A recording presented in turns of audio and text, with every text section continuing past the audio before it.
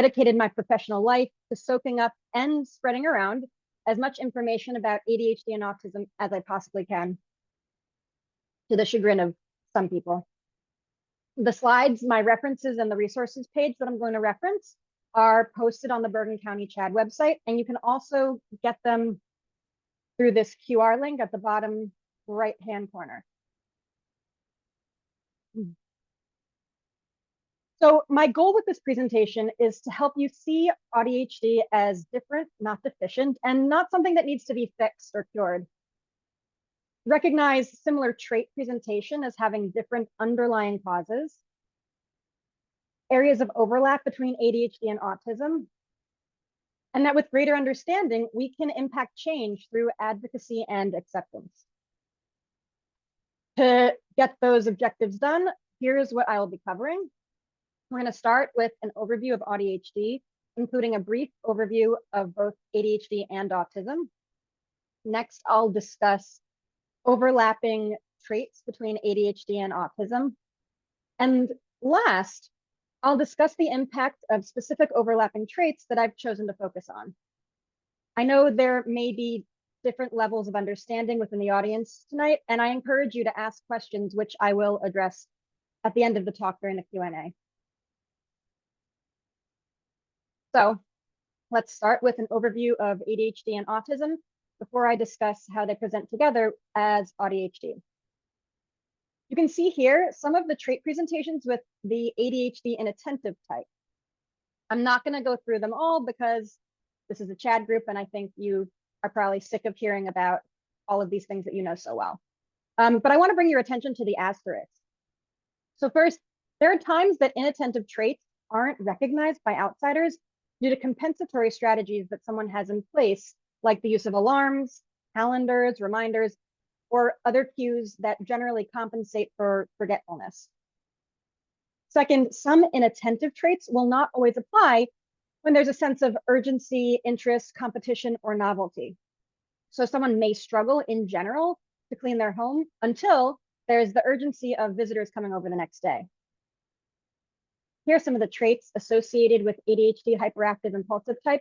I also want to note, I'm saying traits instead of symptoms because symptoms is more related to the medical model, which is pathologizing and implies that we need to cure something, whereas traits embraces this difference as part of being, part of a person. So again, I'm not going to go through the ADHD hyperactive impulsive type because again, I'm guessing that you already know. And if you don't, and I'm skipping through this, I apologize. But as I mentioned before, the slides are available for your review. Now, let's do a brief overview of autism. Again, this is not exhaustive, but I want to focus on, excuse me, how some of the traits may appear in a more subtle manner, starting off with differences in social emotional reciprocity. Somebody might be more object focused and not really asking questions about the other person. They may come off blunt and have difficulties with back and forth rhythms associated with neurotypical conversations. Differences in nonverbal social behaviors. This could include difficulty intuitively understanding allistic, which is non-autistic, body language and gestures, and difficulty moderating tone or volume. Differences in neurotypical social relationships, like difficulties maintaining neurotypical friendships, difficulty adjusting language, tone, body, and general way of being from one context to another, like with coworkers or friends, as opposed to with authority figures. Repetition in movement, speech, or use of objects. This could look like jaw and mouth noises, which I see a lot, especially in females. Excessive blinking, repeating a word or phrase out loud or in their head. This can also look like playing with words, finding rhymes. Creating elaborate organizational systems. All of these things serve to self-soothe. Preference for sameness and predictability. And this is due to, and I wish I could get into this, I just don't have time, and I think it's really above everybody's head for tonight, but the dysregulated and alert nervous system that autistic people live with. It's always on alert. It is living in fight, flight, freeze, fawn state. So this can lead to difficulties with unexpected changes, especially if the change is not a self-initiated change, meaning the person does not choose to make the change. Intense passions and focus, which can look like a tendency to learn a lot about an area of interest. And this, again, serves to self-soothe, and the person genuinely enjoys talking about this topic. And they may try to turn all conversations back to this topic, and it likely has significant meaning or feels like a part of their identity. This can be a fascination with a certain school subject like math, a strong interest in crafts or art, or of course, what we see a lot in young assigned female at birth, an obsession with Taylor Swift. Hyper or hypo responsive, that means high or low in responsiveness to sensory input. This is also linked to that unique wiring of the nervous system that I briefly referenced before, and can look like not wanting to wear a jacket in the winter because they feel hot even though others feel cold, sensitivity to certain sounds, lights, textures, or food, and in the summer, the all-out refusal to wear sunscreen. So now that you have a general overview of ADHD and autism, I want to talk more about how they present. Both sets of traits and the combined AuDHD traits occur on a spectrum. We used to think of a spectrum as linear, and one end was more impaired and the other end was less impaired. But that implies more is bad and less is good, since less is closer to neurotypical. But now we use a nonlinear spectrum to convey a more accurate representation of varied trait presentation. So in this way, we take into consideration that everyone's presentation is unique and there is no more or less, but just different. You can see the left circle, everything is maxed out. So that implies the person requires significant and equal amounts of support across all of those domains. In contrast, the right circle represents uneven traits, and this is a more accurate representation.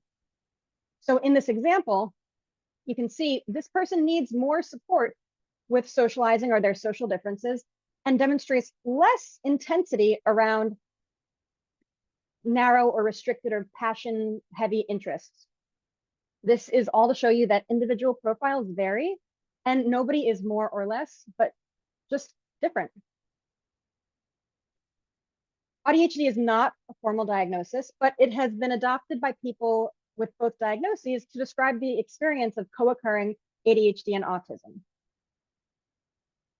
Research shows that up to 80% of autistics have ADHD, and up to 50% of ADHDers meet some diagnostic criteria for autism. Now, that doesn't mean that they have autism. It just means they meet some criteria. So in this way, we see that co-occurrence is more the rule than the exception. Unfortunately, the true overlap is unknown because we were unable to diagnose both until 2013, even if the clinician saw a clear overlap or co-occurrence. So you may wonder, why talk about it if it's not a real diagnosis? Well, research historically has focused on ADHD and autism separately because we couldn't diagnose together. And that's prevented us from understanding nuances of their coexistence. So it's really important to acknowledge their co-occurrence to guide research, identify appropriate supports, and inform use of medications if warranted. And in fact, yesterday, I read something that said in, I think it's Europe, maybe in England, they're starting to consider AuDHD, this co-occurrence, an entirely separate neurotype from autism and ADHD. I thought was pretty cool. So AuDHD trait presentation can be complex and contradicting. These are just a few examples I'm going to give of AuDHD traits in some people. Differences in social emotional reciprocity, autistic trait, and mind seemingly elsewhere during communication, ADHD trait. Oh, I should mention, red is ADHD, blue is autism. This pulls them together in a visual way. Differences in nonverbal communication, autistic trait. Differences in social relationships, autistic trait. A drive to plan and organize, autistic trait, and then difficulty following through due to overwhelm, ADHD trait. Routines and predictability offer comfort and guidance. Remember, dysregulated nervous system, chaos, chaos, chaos. Let's hold on to the comfort and predictability. Autistic trait, with a need to change at any point. ADHD trait, I'm bored of this. It's not novel anymore. It's not shiny and new. Ugh. Challenges in daily functioning and forgetful in activities. Honestly, that could be both, but I just left it blue.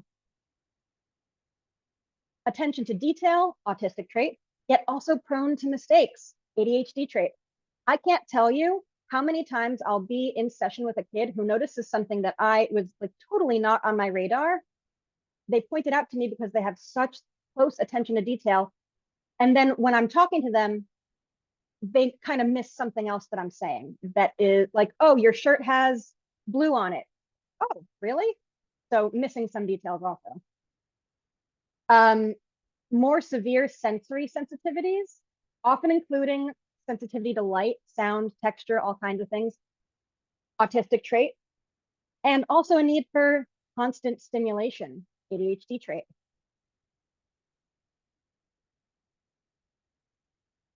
Finds special interests soothing, but has a need to alternate between interests.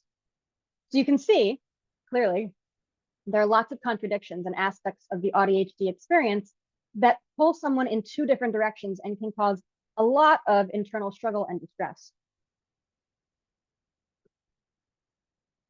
Keep in mind, some contradictions can make someone look resistant or unmotivated, when the reality is they likely struggle with an internal push and pull that can vary in intensity on a daily basis.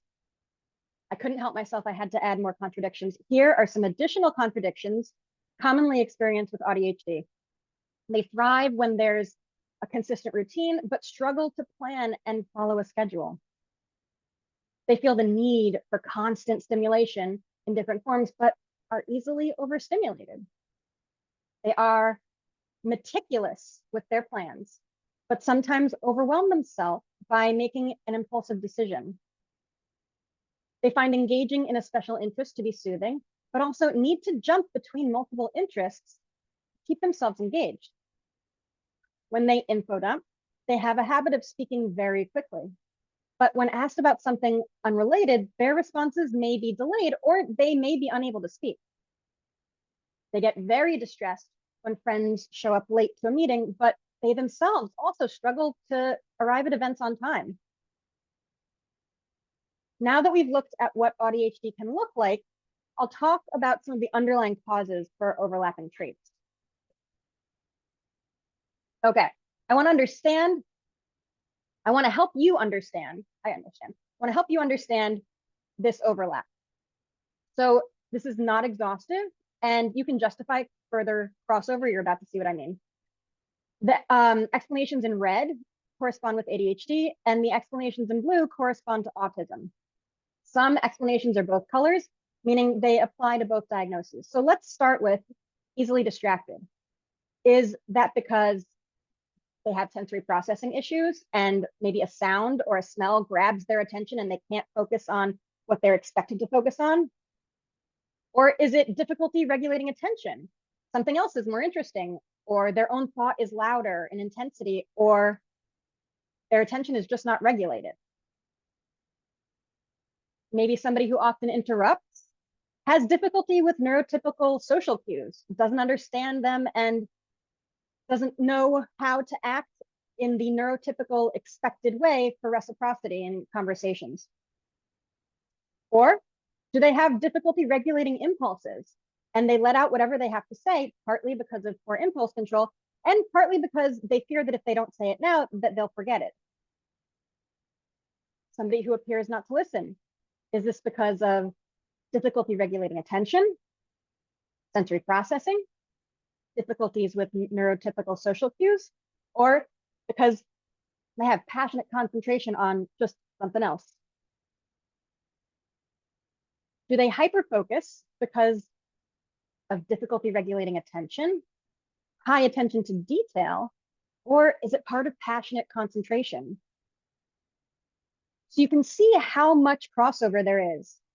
And it's so important to consider this when thinking about the underlying processes of each trait.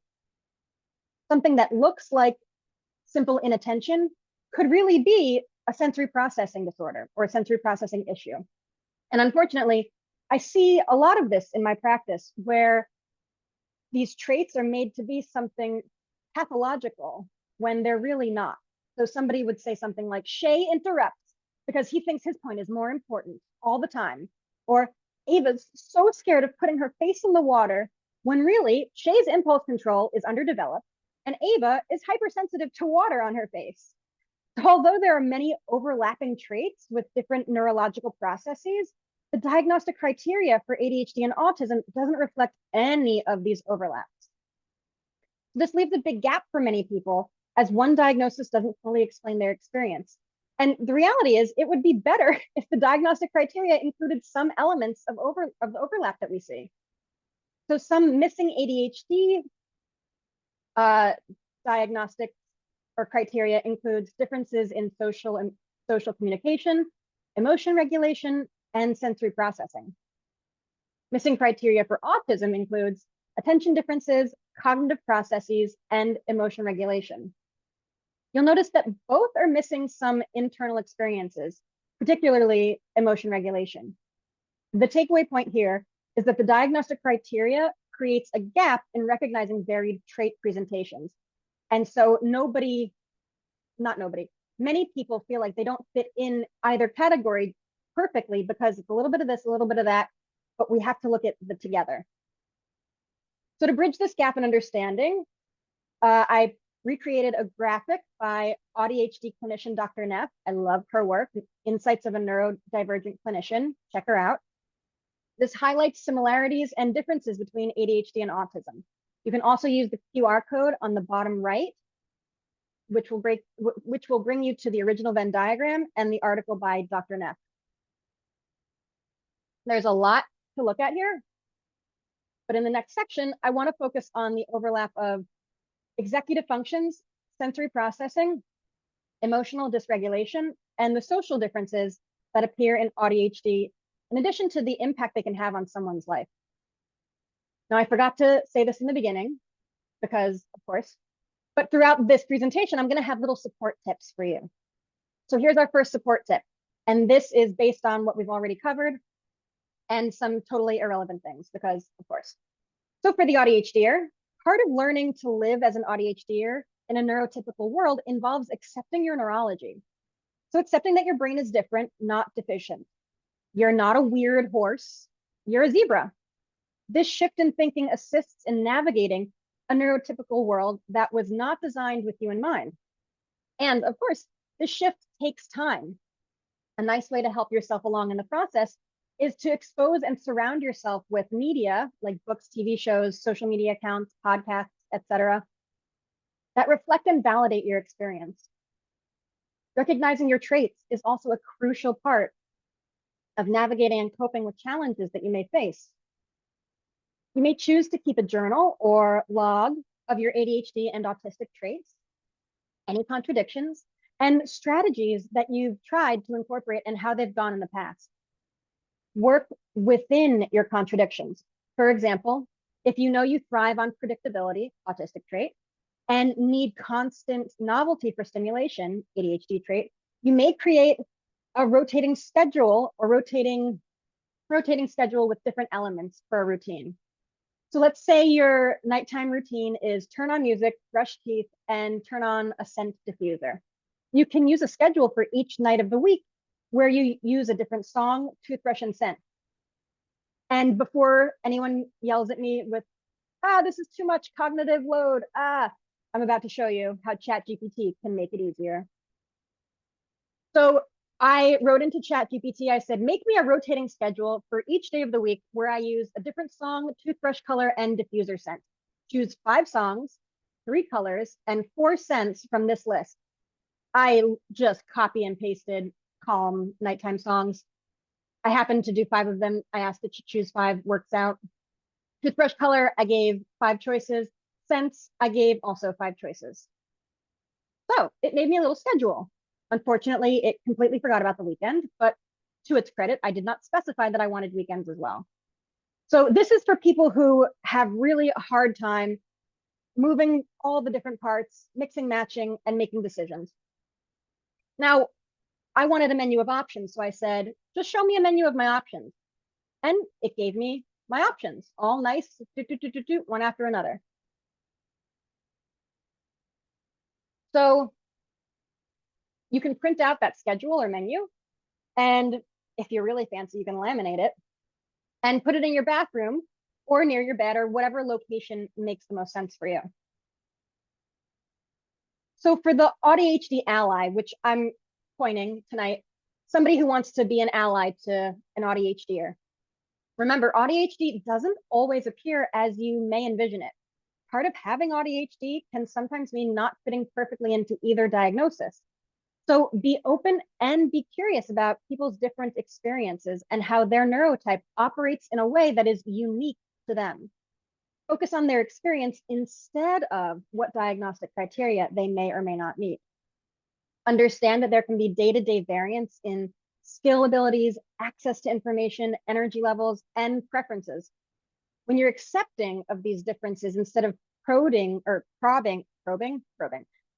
questioning why and how, ADHDers will feel more at ease and less stressed about searching for an answer that they themselves may not have. ADHD experiences are all unique and can sometimes be invisible, especially with masking, which I will discuss later.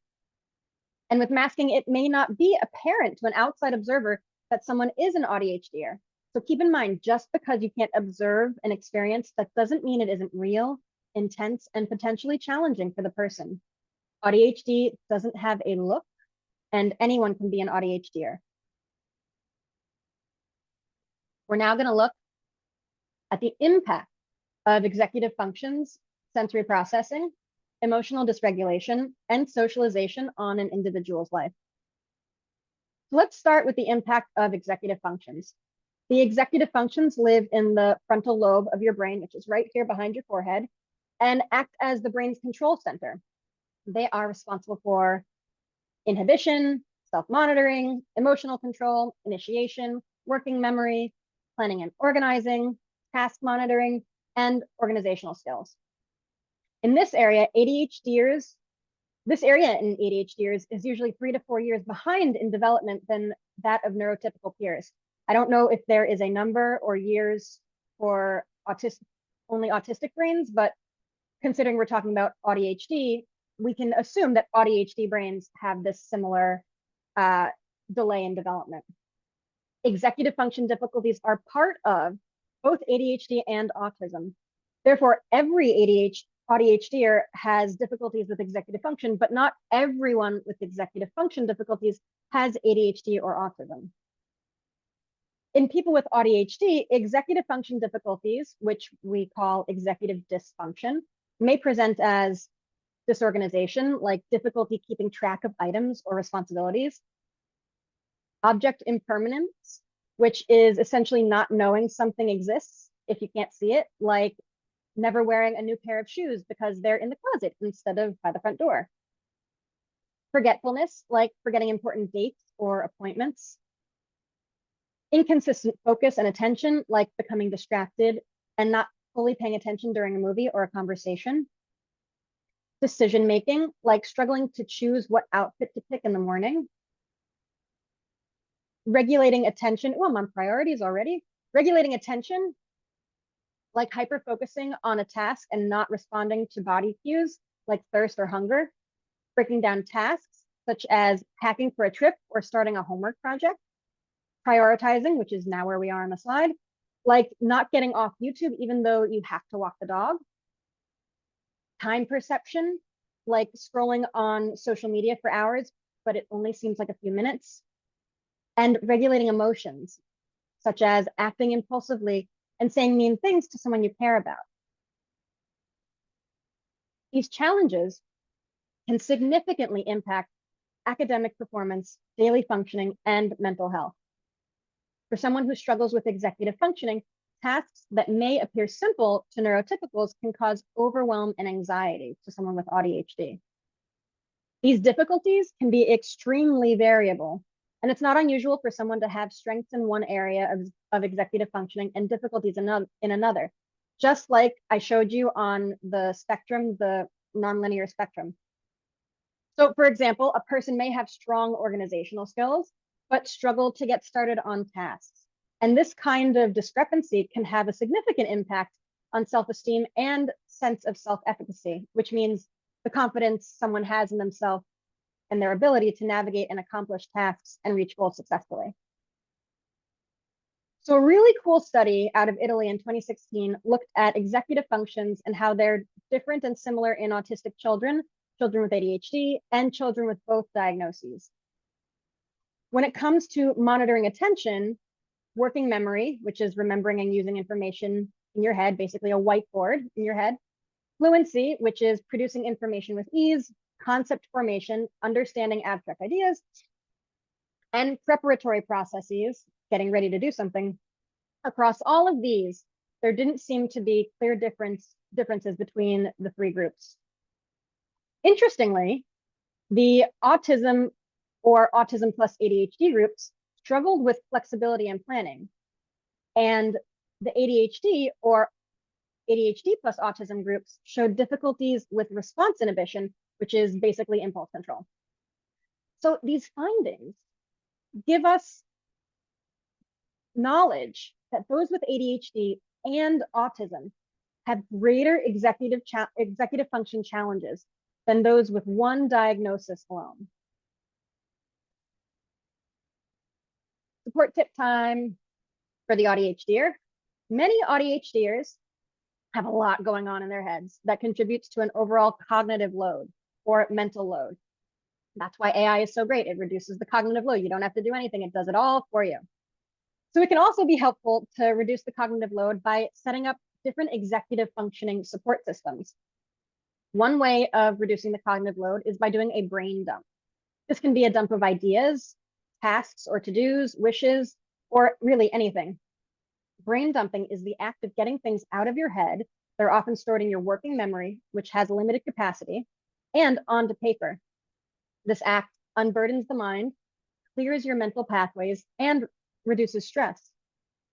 Brain dumps can help ADHDers with organizing and visualizing thoughts, prioritizing tasks, and deconstructing projects into manageable steps.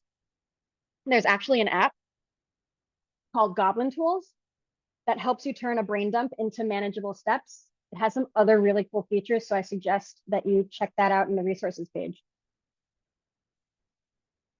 Setting timers can also be useful for keeping yourself on track with things that you want to accomplish. You may choose to use a timer to check in with yourself, complete a task, orient to the time, transition out of hyperfocus, or transition to a new task. And it really helps when you're specific about the reminder you want to receive, like get ready for activity or leave for activity. Depending on how you want to be reminded, you can use a smart speaker, a phone, a computer, or even a time timer.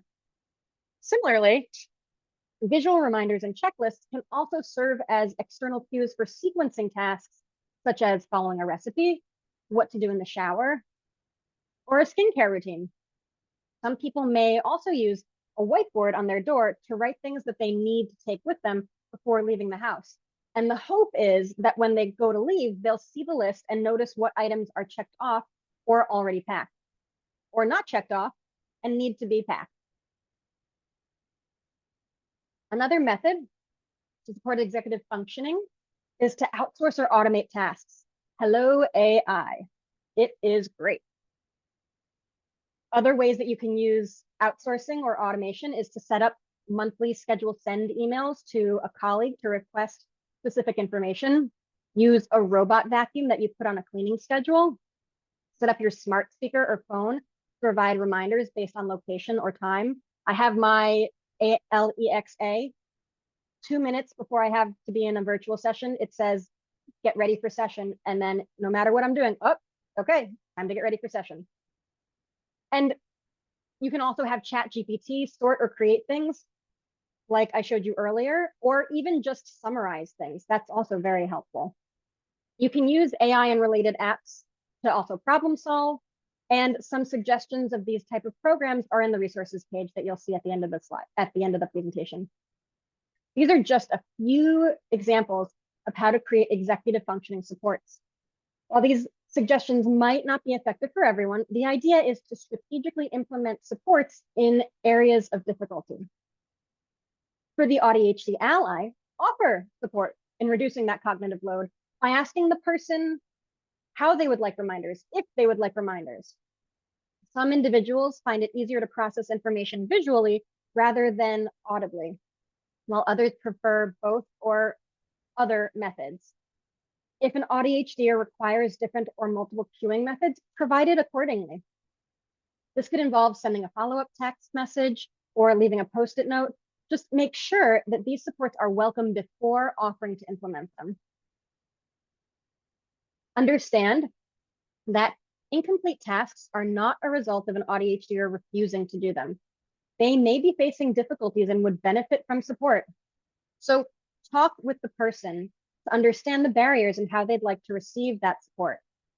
Overall, it's important to remember that ADHDers are not lesser than and should not be infantilized with recommendations. Instead, approach with curiosity about their experience and allow them space if they're struggling to understand it themselves. Now I'm going to tell you about sensory processing. Sensory processing is the brain's ability to filter sensory information and send messages of how to respond accordingly.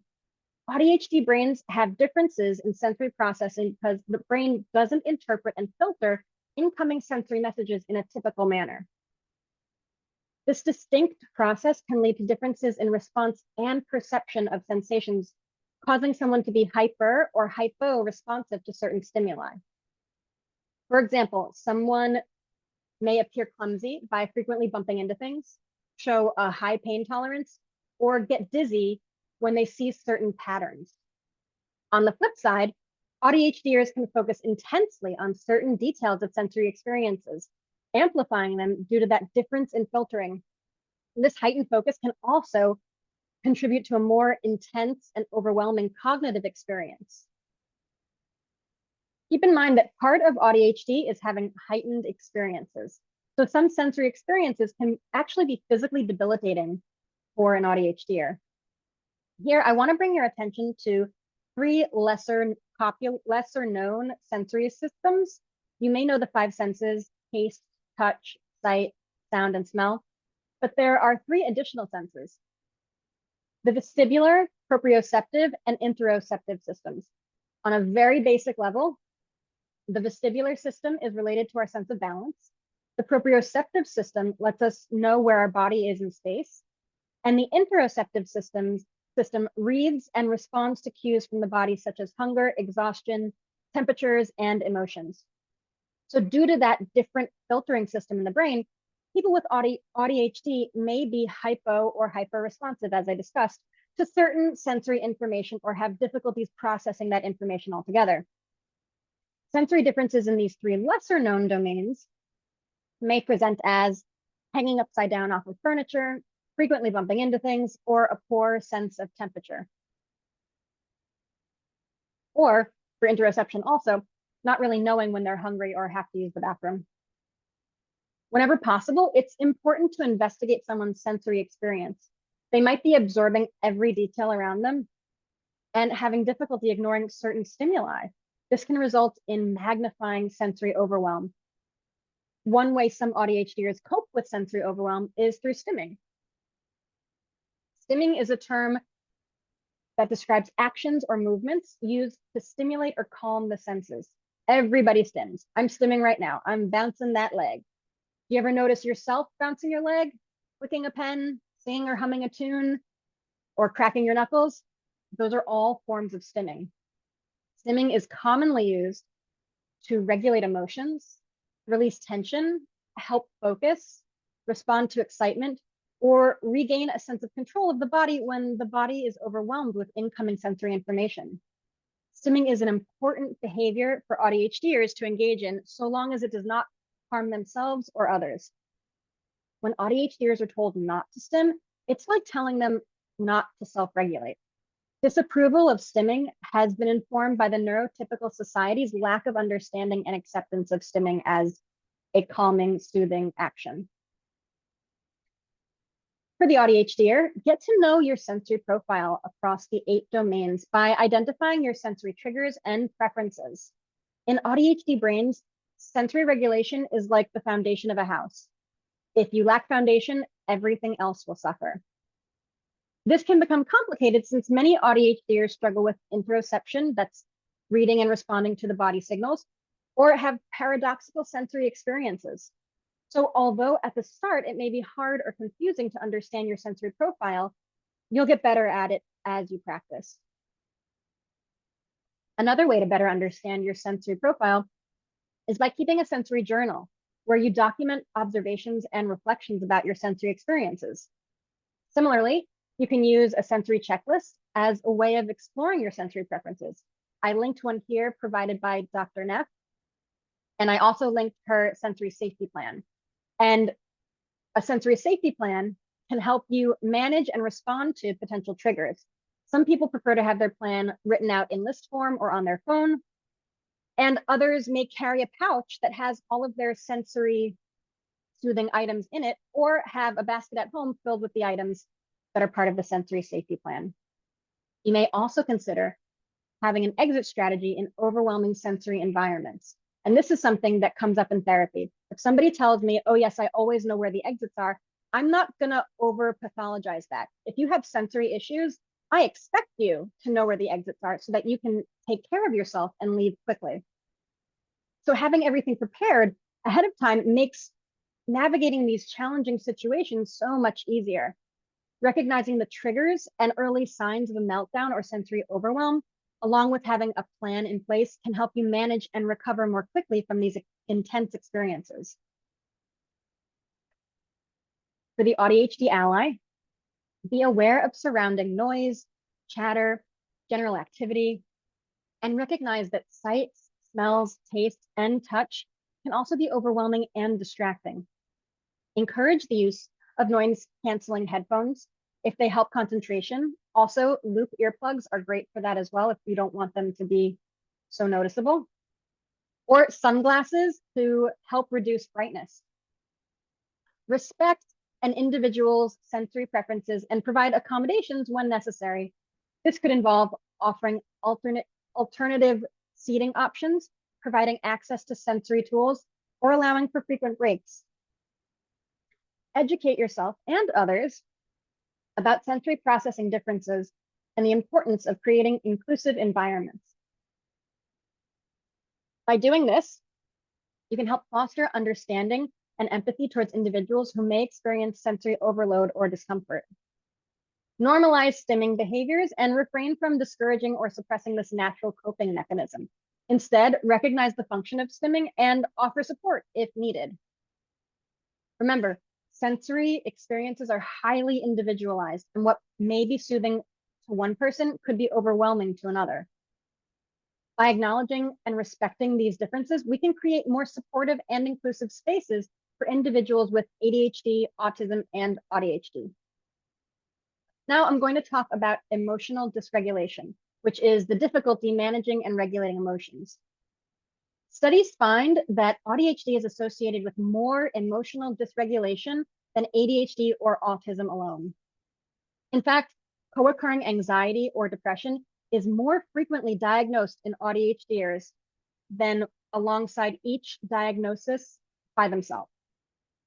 This is due to a few factors. Neurological vulnerabilities, including a more sensitive amygdala, which is the emotion center of the brain. Interoception difficulties, which, as a reminder, is the ability to read and respond to body cues from within the body, which in this case are emotions or sensations. And as an aside, many people who have poor interoception also experience alexithymia, which is difficulty identifying and naming emotions in oneself. Back to the list. Low vagal tone, which is associated with poor emotional and attentional regulation, as well as greater sensitivity to stress. More rigid nervous systems, meaning less cognitive flexibility, a smaller window of tolerance, and low vagal tone. This rigidity makes it easier for someone to become dysregulated. And lastly, sensory processing difficulties alongside executive functioning difficulties, both of which I spoke about before. So with an increased tendency to become emotionally dysregulated, it's inevitable that relationships will be impacted. When an ADHDer becomes emotionally dysregulated, they may inadvertently direct their response towards whomever is involved in the interaction or nearby at the time. This can negatively impact the relationship with the other person involved, especially if they don't have a solid understanding of the ADHDer's triggers, response patterns, and support needs. It can be more difficult when the recipient doesn't know what to do or how to follow up after a meltdown or panic attack. This uncertainty can add to the ADHDer's frustration or embarrassment in that moment. The hope is that there will be a debrief afterwards and both parties can gain understanding. But because of differences in communication, that doesn't always happen. So as a result of this miss or lack of communication, an ADHDer can experience additional feelings of shame and vulnerability in already highly distressing moments. Rejection sensitivity dysphoria, RSD, is also prevalent among both ADHDers and autistic individuals. RSD is not an official diagnosis recognized by the DSM, which means there's no specific criteria and not a lot of research on it. But from the research that we have, we've learned that RSD is characterized by intense sensitivity to perceived rejection and criticism. It likely stems from a combination of factors such as having a sensitive nervous system, challenges in emotion regulation, and a history of negative feedback, rejection, and social alienation. RSD shares traits with various conditions like PTSD, social anxiety, borderline personality disorder, and depression. So distinguishing RSD from those diagnoses involves identifying triggers to rejection or rejection triggers, which are distinct from general social fears seen in social anxiety. Unlike borderline personality disorder, RSD focuses specifically on rejection rather than abandonment. And while it shares similarities with depression, RSD is triggered by situations rather than operating as a stable, steady state. Understanding the onset and duration of symptoms can help differentiate RSD from other diagnoses. So in essence, RSD emerges from a history of difficulty coping with real and perceived rejection and a highly sensitive nervous system, both of which are common among ADHDers. For the ADHDer, emotional regulation can get in the way of using effective coping strategies. A simple way to improve emotion regulation is by acknowledging emotions as they arise. We call this affect labeling. Studies have shown that simply acknowledging emotions leads to improvements in anxiety regulation. This process directly impacts the brain by activating the prefrontal cortex, which aids in emotional regulation by calming the amygdala and limbic system.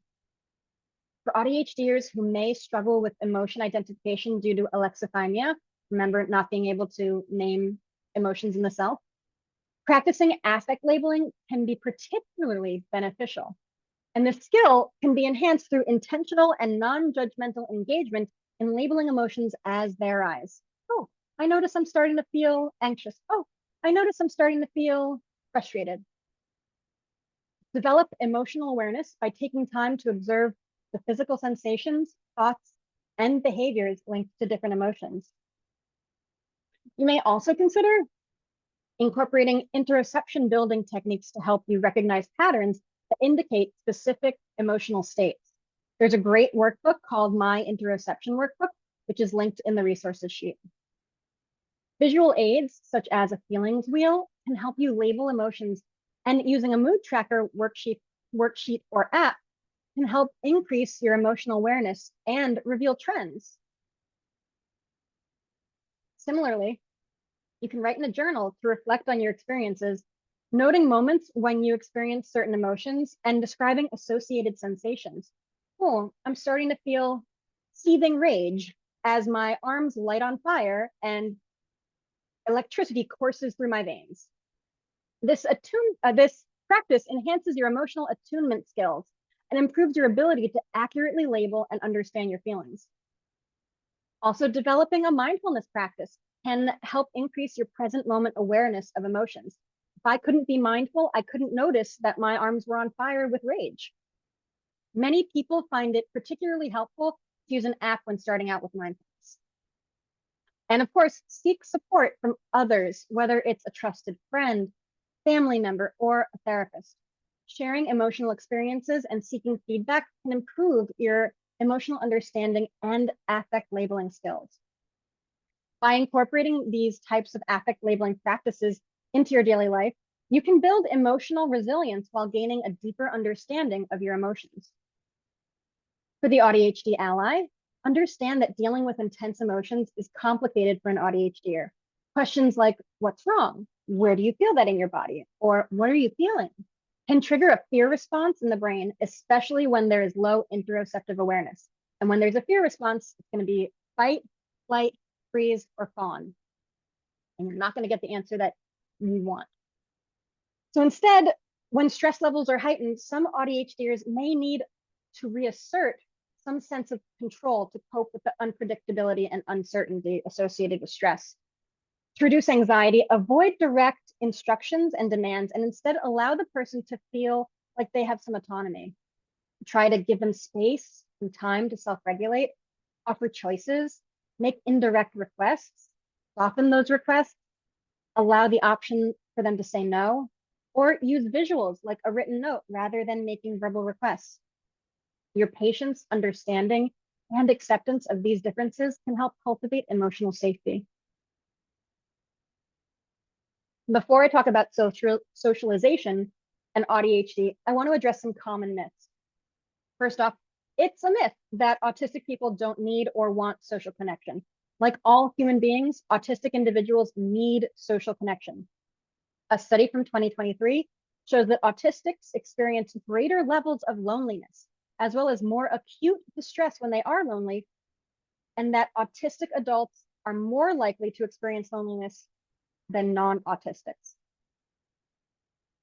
Many autistic people voice their desire for social connection and difficulty achieving it.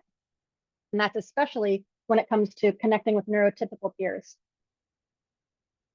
Another myth is that autistics lack empathy, when in fact, many autistic people experience hyper-emotional empathy, which at times can be difficult to vocalize or identify with due to varying levels of alexithymia. In fact, one study showed that the severity of alexithymia symptoms predicted fewer social interactions regardless of autistic support needs. Another reason it may appear that an autistic person lacks empathy is due to the double empathy problem. The double empathy problem refers to how it's easier to understand the mindset of people who are similar to you, and it's more difficult to understand the mindset of those who are different from you. This means that on a larger scale, the double empathy problem leads to social stigma, social exclusion, mistrust, victimization, and discriminations of autistics specifically. Therefore, it makes sense that ADHDers and neurotypicals struggle to connect due to biased perceptions, innate traits or qualities, and cultural differences. What do I mean by cultural differences? Consider the ways of saying hello and goodbye in different cultures. For example, in Argentina, people say hello and goodbye while exchanging 2 cheek kisses, even if they just met the person. But in Korea, people usually say hello and then may slightly bow their head. This is a very simplified example of cultural differences. And you can imagine how misunderstandings may happen when these cultures greet each other at a gathering without knowing anything about each other. The same is true for neurotypical and ADHD cultures. Specifically, ADHDers find it harder to socialize with neurotypicals because of cultural differences, including different communication styles, less focus on social norms, and greater acceptance and understanding of engaging with support needs like stimming, use of sensory tools, or not making eye contact within the AuDHD community. Here are some social cultural differences that can make it difficult for ADHDers to connect. Oh, it just, how dare you time limit?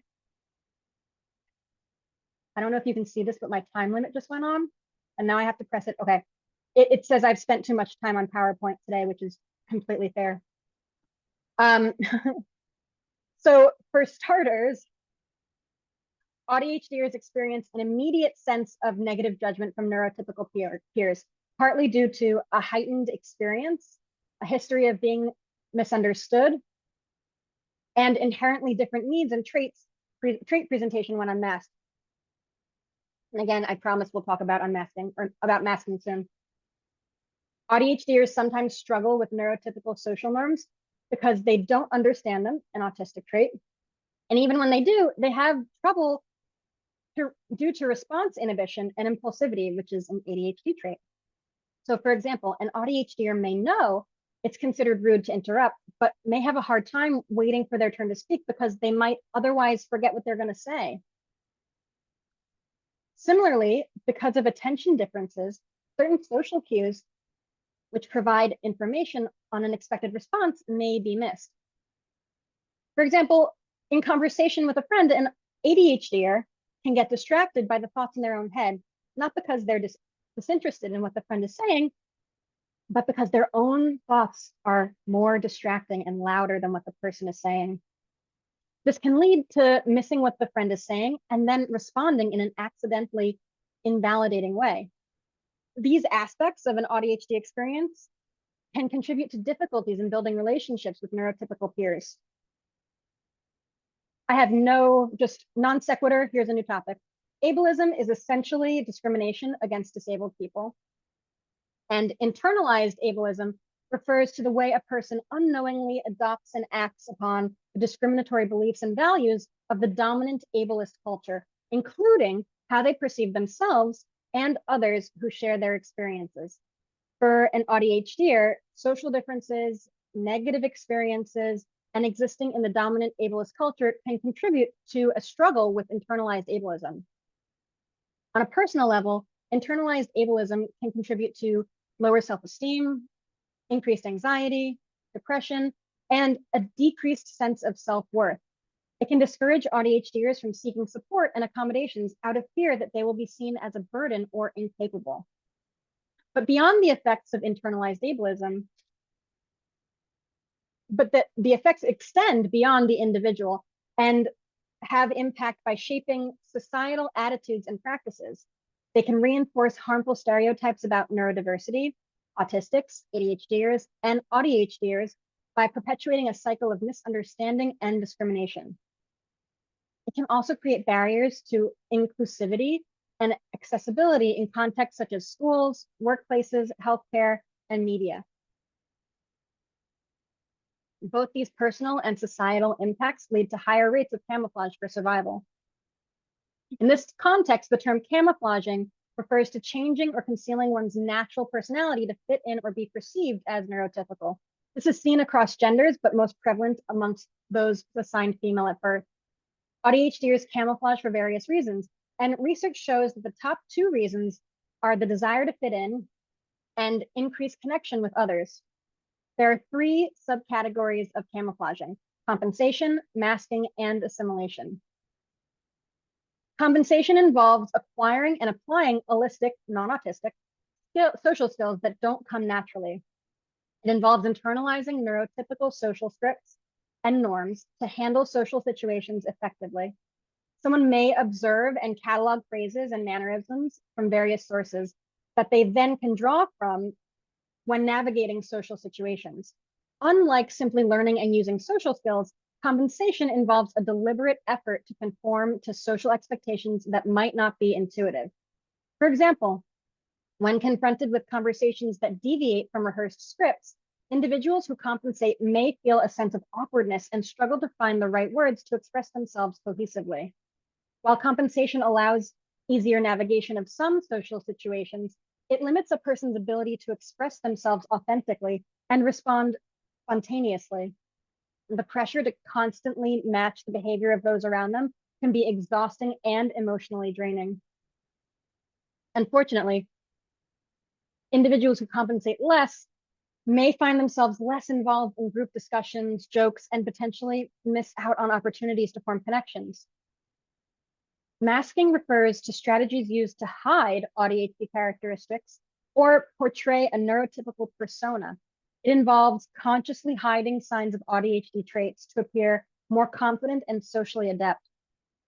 Unlike compensation, which involves keeping up socially, masking involves concealing aspects of oneself to fit in or avoid exclusion, like hiding behind a mask.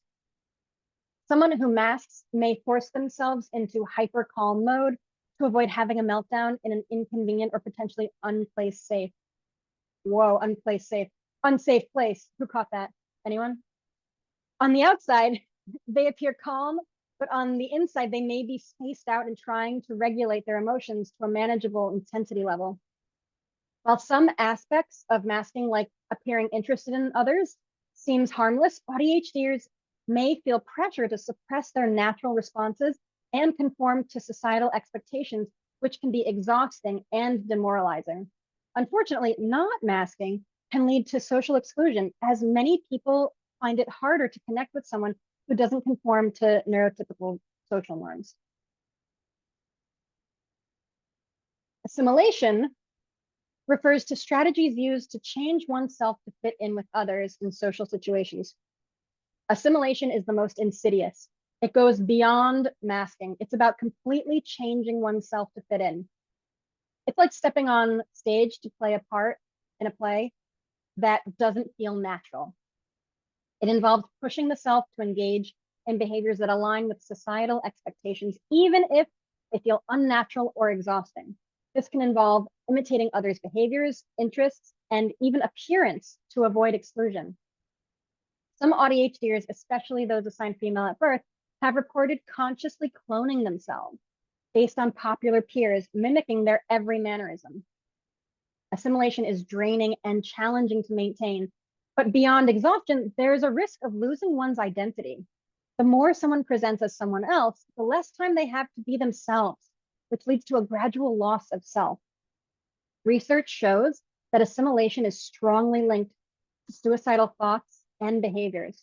When people talk about the dangers of camouflage, they often refer to assimilation specifically because of its profound impact on mental health and identity.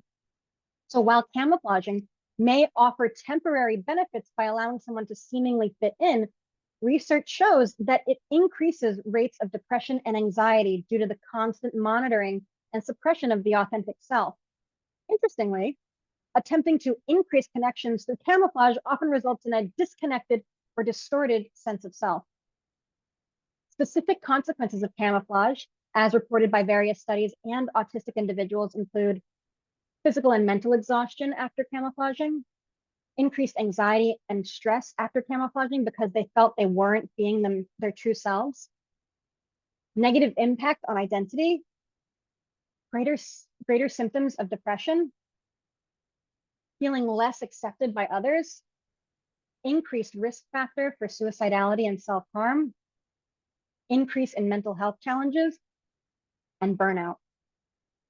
While camouflaging may seem safer than facing discrimination or judgment, understanding its negative aspects can empower an ADHDer to make informed choices about when and when not to camouflage. Research has also indicated that embracing specifically an autistic identity and feeling good about being autistic can help an individual feel better emotionally and cope with life's challenges. For the ADHDer, while allistic, non-autistic individuals often build relationships through small talk and social-based conversations, ADHDers typically feel the strongest sense of connection when engaging with others over shared interests and values. Start by discovering your passions and interests, because these will be your common ground with potential friends. Then seek out relevant communities by joining groups, clubs, or online forums aligned with your interests and values. Actively engage in these communities, and through discussion, activities, and sharing your thoughts, you will find your people. It also provides opportunities to unmask and be your true self and build authentic, fulfilling relationships. ADHDers often communicate in a context-heavy manner, providing extensive background information when sharing ideas. For instance, they may delve into a huge backstory of something simple like going to the grocery store. This natural tendency aids in understanding, but can be misunderstood by neurotypicals. To navigate conversations effectively, prepare by considering the most critical pieces of context to share ask for clarification when needed, and follow up with additional questions later if that's necessary. Embracing a context-heavy communication style, while also being mindful of others' patience, allows you to fully express yourself and engage in meaningful interactions.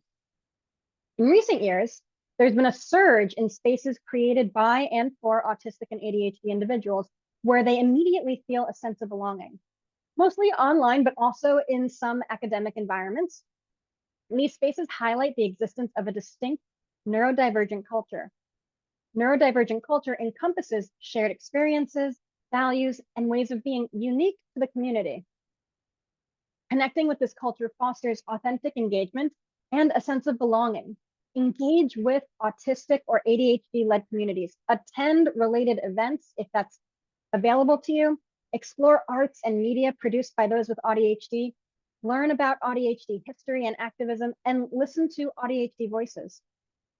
By doing so, you can build meaningful social connections and embrace your true self within the AuDHD community. For the AuDHD ally, don't push neurotypical socialization. Limit or avoid small talk and find out about the person's interests and preferred communication topics. Allistics, non-autistics, should understand that AuDHDers don't require further reinforcement of negative self-perception regarding social interactions. They don't need additional pressure to blame themselves or doubt their ability to communicate effectively with neurotypical individuals. If you are interested in bolstering social skills, pair them with, or ask them who they want to be paired with to practice. And mostly we see best outcomes when similar people are paired with one another. That means people who enjoy the same things and have the same strengths. Autistic individuals already expend a considerable amount of effort accommodating neurotypical expectations on a daily basis. They don't need any more encouragement to do so.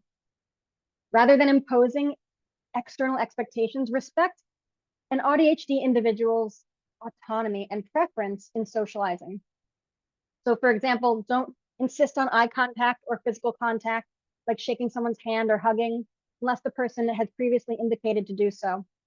Sometimes I will ask if I'm meeting someone online first, and then in person I'll ask, how do you want to say hello? Do you want to just wave? Do you want to high five, shake? And they tell me.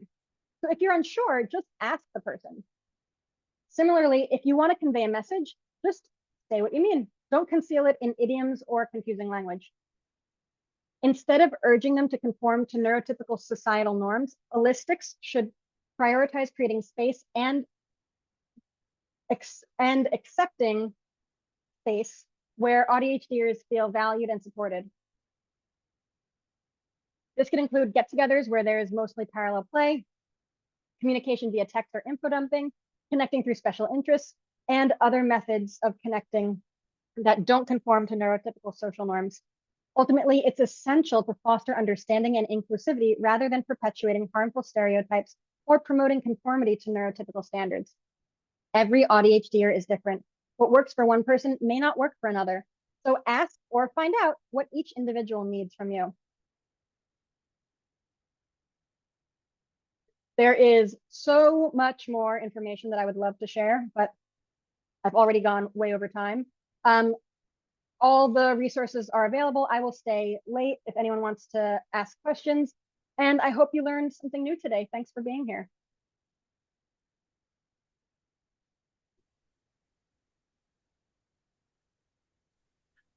Rachel, I don't know about anybody else, but there's a huge amount of information. Thank you. Just incredible. And there's a lot to process as well. And I'm so glad you, gave us your slides and resources. I'm sure there's people are going to be looking up certain things that you talked about. Does anybody have any questions? I see there's 4 questions or 4 something in the chat, right? Do you want to look in the chat? I did. I responded to your individual thing. Yes, assimilation, Mean Girls movie, totally. Thank you for the, yep, recording will be available later tonight. Got it. I have a question about assimilation. Yes. Does that apply for I've seen things where somebody will just sort of match their behavior to an individual, not so much trying to fit in with a group, but just somebody who might normally be an upbeat person is spending time with somebody who's more low key, and they sort of match the other person, sort of a chameleon behavior. Is that part of it? Would that be assimilation? Well, is it purposeful? Is it in an effort to better connect with that person, or is it matching energies? More unintentionally matching someone else's behavior, not specifically like, oh, I'm going to make myself be like this person, but just sort of unconsciously matching someone else's behavior. Yeah, I wouldn't consider that assimilation, because assimilation is more of a concerted effort to be someone else. But you do raise an interesting point. And what is the difference between matching energy levels and assimilating? I mean, it's not just matching energy level, but it's just sort of like, Personality. yeah, you know, going along with somebody else. And okay. Yeah. I mean, the danger is still there of losing oneself. You know, Mhm. it's more like if there's a couple where one person doesn't want to do something, so the other person just doesn't do it. Mhm. Okay, thank Yeah. you. Sure. Rachel, I had a little bit of a comment and a question for you. Mhm. First of all, I'm going to echo what Ellen said. My compliments. I've been a retired special ed teacher for 35 years, and now I've been in with Chad for 14 years, 6 years as a coordinator down in a chapter. I'm from out of state in Florida, the Southeast Florida Chad chapter. You clearly, I've been to a lot of meetings. You clearly know your stuff tonight, and I have a feeling anybody working with you is going to be successful in implementing a program with you. It's great you're hooked up with Ellen and the chapter, and that you're here with us tonight. First of all, I especially appreciate these presentations when they go. The reference says this and that, but you had all your sightings in the bottom of the screen. I do appreciate and did notice the multiple references you had all the way through. I like when you do that. So my Thank you. question is, in a way, I was thinking what you were doing tonight was a very in-depth, detailed functional behavioral assessment, all these behaviors. Would you have any further comment or anything? I don't know how you could have too much more to say because you talked a I long have so time. much more to say. No, I mean about functional behavioral assessments that you might do yourself as a school consultant, or maybe you go into school and redo them and then come up with the ABA techniques, applied behavior analysis, and what makes the difference between a well-done behavior assessment and a plan and one that's not working so well. Would you I love this comment a question. little bit about that? And I have a feeling that's just what you do. Sure. So I did a certificate program at Hunter College for an advanced certificate in applied behavior analysis. This was a little while ago. I'm gonna go like this with my answer, but then I'll get back to the point. So Right. from those within the ADHD and specifically autistic community who have voices, have shared a lot about the trauma that they experienced resultant of ABA therapy. Now, when I was doing the ABA program, we were taught things that made total sense to me. But then I would hear stories of practitioners incorrectly implementing things and contributing to giving ABA a bad name. So ABA has a really bad rep because it's not done correctly. So your question about what makes a good FBA versus like a school FBA, Yeah. I want to involve the kid. I want to say, you know, after they had a meltdown or a behavior that was communicating something that was unclear to other people. So what do you think that was about? You had a really hard time when they said lunch was over. What's up? using the raw screen method, collaborative problem solving, Yeah. and seeing what their insight is, because it could look like escape when really it's sensory based or it's reinforcing to themselves. So, you know, when I have a kid that I'm seeing and a school is doing an FBA, I always like to be in touch and give a little bit of background information. And usually that background information is they struggle with transitions because of this, or this is how you need to prep them for a transition, or when there's too much sound and too many lights in the lunchroom, that's when they're more likely to have a hard time regulating. And it's because of that. And yeah, they want to escape from the sensory dense environment, but it's driven by that sensory aspect. So it's not pure escape. I hope that answers your question. If not, I'm happy to go on. No, that was fine. And I think I'll just let somebody else go. I'm just going to say, I think maybe with Ellen and Joni here, great minds think alike. Our chapter is doing a series on behavior planning using ABA techniques. We have the coming Tuesdays of this month that's coming up at our chapter, and anyone here can hunt us down. We're chapter 131, Southeast Florida, Chad, and we're trying to design it so people engage and bring their experiences, and you can even come, Rachel, and join in. Thank you, I Eric. don't know how much time. I don't mean to cut you off, but I want to give other Nope, people a go chance. I ahead. see Ellen Stern is unmuted. Hi, Yep, Ellen. go ahead. Thank you. Oh, no, I just wanted to say you did an Oh, amazing job. Thank Thank you. I thought you had a question. Can I ask a quick question? Yes. So, Rach, how does like the camouflaging stand up to the like social skills groups? So, Mm, do you know what I mean by that? Like in no. social skills where they're teaching, I don't know, I can't say speak for Oh, every subject. no, I get it. It took some Okay. processing. So yeah, so you're teaching camouflage essentially, right? Feels And that's like why I say pair, you know, kids who are similar to one another and have them discover their cultural way of communicating instead of, oh, this is how we do it in the real world. You can learn that. You don't have to apply it. And, you know, a good part of learning that, I have to say, is at times it can teach you how to advocate. I think that's the most important thing that we need to be teaching people, is how to self-advocate, how to ask for what they need and what they deserve in order to enjoy life. There's a really great book that I linked in the references. It's called Is That Clear? And it's for neurotypical people to better communicate with autistic people. Great, thank you. And again, this entire slideshow, including these links and QR codes, are already on the Bergen County CHAD website.